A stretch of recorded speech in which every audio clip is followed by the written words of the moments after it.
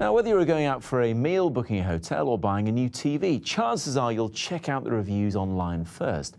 But can you always trust what you read? Well, a report has found that businesses may be duping shoppers with some dodgy practices.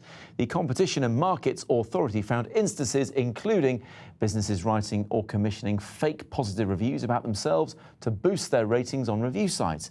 Some have been writing or commissioning fake negative reviews of their competitors, and some have even been paying for endorsements in blogs or articles without making it clear to customers.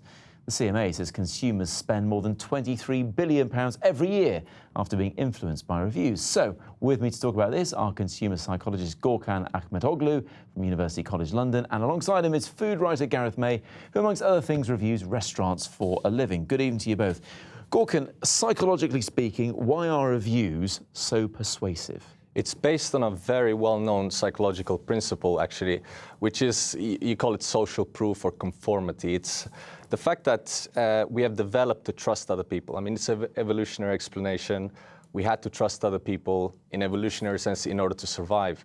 Now it's a really ingrained kind of mechanism that we have, and it's an automatic reaction which we don't even sort of think of consciously. It's all subconscious, and it's really influencing us. So this is what the marketeers are playing on, this idea of getting sort of verbal and friendly support from others we trust. Absolutely. It's something that is really well known in the marketing world as well, and you know, this is quite commonly applied as well. It's not just with reviews, it's with stars, it's with the number of actually people looking at something. There are plenty of uses of this principle in particular. Vicky Gleed got in touch, says, I never used to read the reviews, but really can't seem to buy anything these days without having a look at them.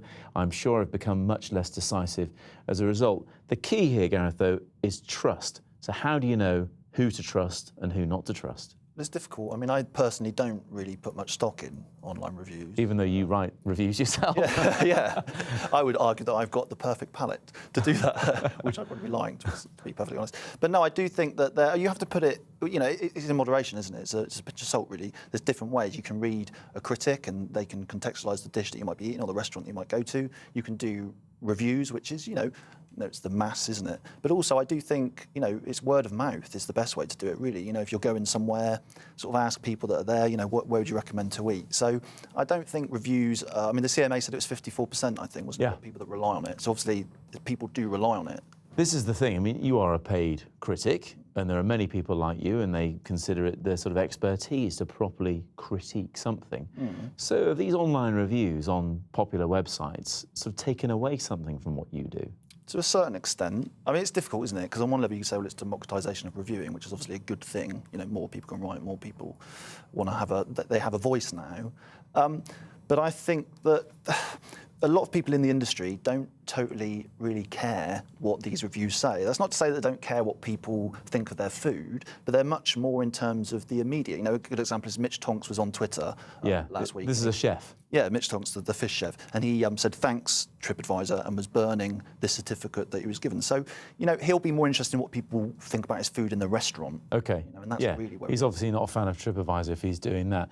Amy Nichols got in touch. I look for the bad ones, she says, and see if the problem would also be a problem for me or if there's silly issues. Some people will moan about anything.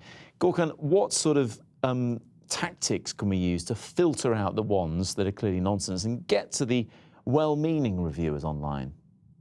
Well, I think it's difficult. I mean, you know, you have to be very systematic about things, and we need to understand that consumers don't have time to be that systematic. So the fact that the 53% of people actually looking at reviews, I think, is potentially an underestimation. I think even when you don't look at reviews, you're still influenced by you know, by the number of people actually rating it or stars or whatever it is. I think it is very difficult to do something about that.